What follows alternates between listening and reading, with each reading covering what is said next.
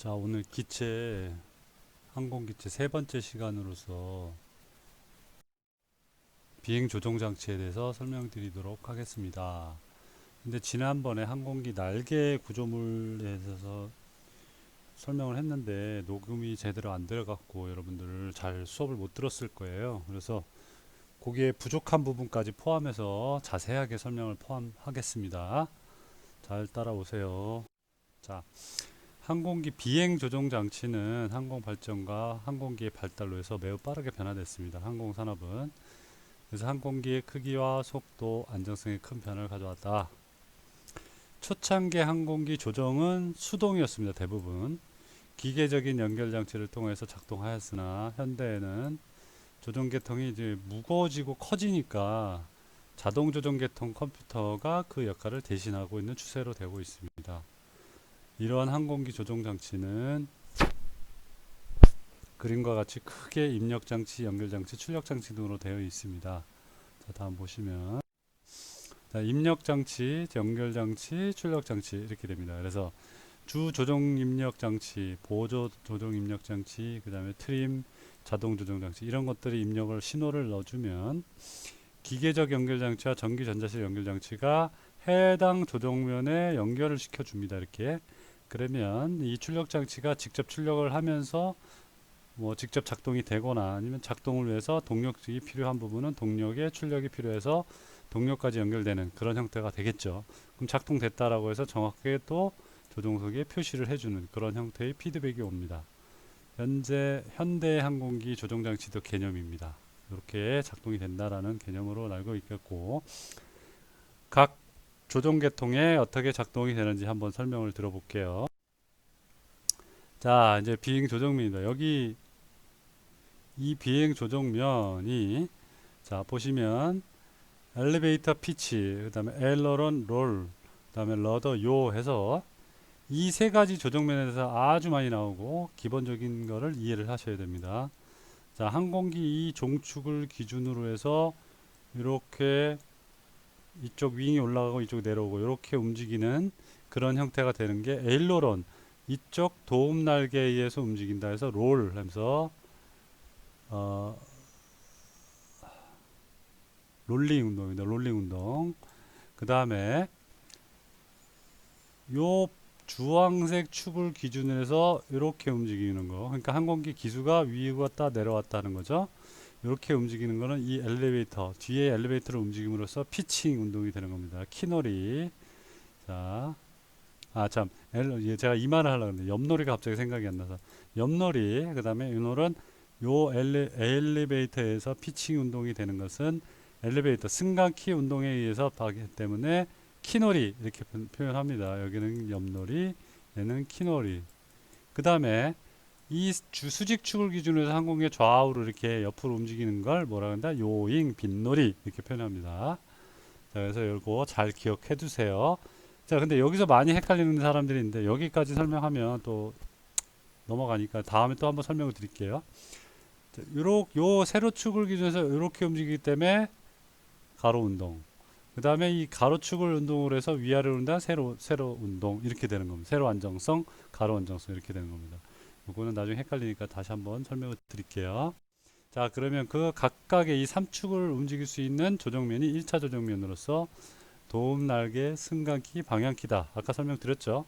도움 날개, 에일러런, 승강키, 엘리베이터, 방향키, 러더. 자, 그러면 이 도움 날개, 에일러런은 아까 항공기 세로축이죠. 롱지튜디널 엑시스를 중심으로 항공기가 옆놀이 롤링 운동을 하거나 아니면 경사, 뱅킹을 위해서 설치된 조정면이다. 그래서 도움 날개는 날개 뒷전에 붙어 있고 움직임을 통해서 옆놀이 운동을 발생시키는 조정면이다. 그래서 조정 날개는 어떻게 움직이냐? 다음 페이지 그림이 나오지만 조종실 칵핏에 조종관, 컨트롤 휠이라고 표현합니다. 조종관을. 조종사가 움직이는 이 조종관을 좌우로 움직여서 비행 중 좌우 도움 날개 움직이게 하는. 그래서 이제 움직일 때 서로 또 반대로 움직입니다. 이거 지난번에 설명을 넣어놨는데 녹음이 안 돼서 여기서 다시 한번 설명을 드릴게요. 자, 도움 날개입니다. 보통 소형 항공기들은 양날개 한 개씩 있고 대형 같은 경우에는 약 한 두 개 내지 세 개, A380 같은 건 제일 크잖아요. 세 개 정도가 있습니다. 그래서 저속에서는 모두 작동하고 저속에서는 바람의 영향이 적기 때문에 세 개 모두가 작동하고 고속에서는 하나만 움직여도 착 쉽게 움직일 수 있기 때문에 안쪽만 움직인다 라는 거죠. 그러면 이렇게 봅시다. 이게 메인 날개고, 자 이쪽에서 조종관을 우측으로 했다고 칩시다. 자 조종관을 우측으로 하면 어떻게 되냐, 우측으로 선회를 해야 되잖아요. 우측으로 했으니까. 그러면 이쪽 도움 날개는 올라갑니다. 그러면 아까 반대로 움직인다 그랬으니까 왼쪽 도움 날개는 내려간다. 자 왜 그러냐면, 자 이렇게 단면을 해서 한번 그려 볼게요. 이게 날개고 이게 도움 날개입니다. 자 우측 도움 날개가 올라갔다 그랬잖아요. 이렇게. 그러면 왜 우측으로 가냐, 바람에 이렇게 불잖아요. 바람이, 그죠? 위쪽은 상관없지만 위쪽에 바람이 부는 것들은 그냥 지나가야 되는데 도움 날개 올라왔잖아요. 그럼 얘가 부딪히겠죠. 그럼 얘가 부딪힘으로 해서 얘를 눌러준단 말이에요. 그죠? 그럼 얘를 눌러줌으로 해서 어떻게 된다, 이쪽은 아래로 내려간다. 그래서 이 오른쪽 윙은 아래로 처지게 되고, 얘는 또 반대니까 여기다가 아래로 왔잖아요. 그럼 이 바람에 의해서 속도가 있기 때문에 바람이 세기는 큽니다. 그러면 얘를 누르기 때문에 어떻게 돼? 얘 전체는 올라가게 되는. 그래서 이쪽은 윙은 올라가고, 그래서 결국 오른쪽 윙은 내려가고 왼쪽 윙은 올라가는. 그래서 오른쪽으로 선회하는, 이렇게 해서 이렇게 돌아가는, 옆놀이 방향이 이렇게 되죠. 이렇게 돌아가는 형태의 비행이 되는 겁니다. 이게 선회, 경사, 뱅크 이런 뜻이었다라고 생각하시면 되겠어요. 이게 도움 날개의 작동 원리입니다. 그래서 지난 시간에 나왔던 에일러론 다시 한번 보이지만, 이것과 이 항공기 같은 경우에는 이 항공기는 A380이 아닙니다. 이것도 엔진이 뒤에 3개 있잖아요. A380이 아닙니다. 그렇지만 보통 어떤 이런 형태에 있다. 도움 날개 이렇게 안쪽, 바깥쪽 이렇게 있는 거죠. 안쪽, 바깥쪽. 그 사이사이는 뭐냐? 여기하고 여기는 플랩입니다. 플랩. 인보드 플랩, 아웃보드 플랩. 여기도 마찬가지고. 자, 여기 뭐라고 돼 있어요? 글자가 잘 안 보이네요. 여기는 노란 거는 스포일러네. 자, 에일러는 요거예요. 위에 이쪽은 스포일러들입니다. 인보드 스포일러, 아웃보드 스포일러. 스포일러가 여러 개 있죠. 자, 그 다음에 요 안쪽에 인보드 에일러런, 아웃보드 에일러런 이렇게 되겠습니다. 자, 뭐 인보드 아웃보드 스포일러가 아니라 인플라이 스포일러, 그라운드 스포일러 이렇게 되겠죠. 자, 그 다음에 승강키, 엘리베이터입니다. 키놀이, 키에 대한 놀이해서 키놀이.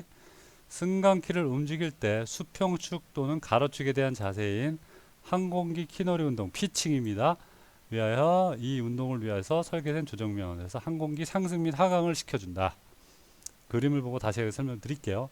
그래서 이 엘리베이터는 수평 안전판의 뒷전에 부착이 되고, 조종실의 움직임을 조종관을 앞쪽으로 당겨주거나 앞으로 내 몸쪽으로 당기면 승강키는 올라가서 공개 상대 운동을 해서 꼬리 날개부분이 밑으로 하강돼서 기수는 상승, 업하게 되는 그런 형태가 되겠죠.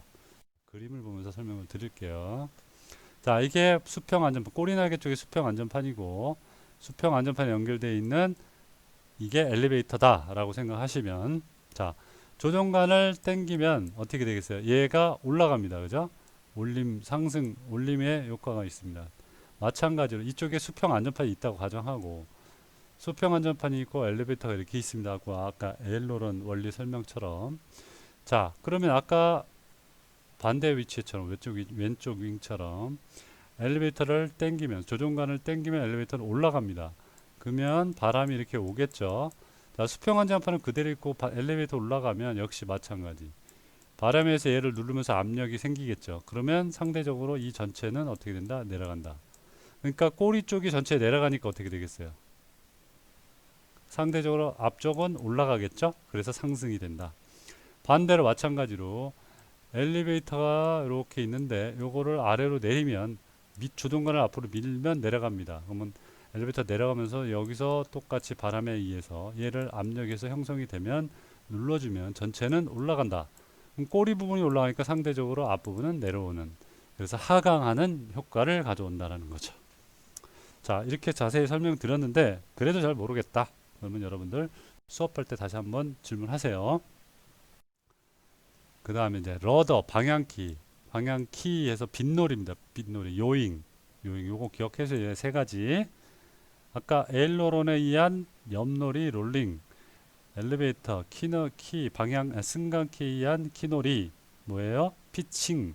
그 다음에 여기 러더에 의한 빗놀이, 방향키에 의한 요잉, 빗놀이. 요거를 영어까지 같이 매칭해서 외우십시오. 시험 문제 반드시 나옵니다.